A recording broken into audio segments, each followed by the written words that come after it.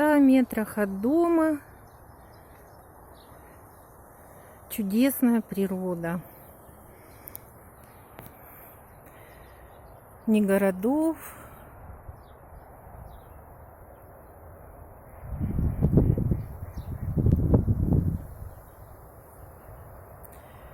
ни производства. Дышится легко, свободно.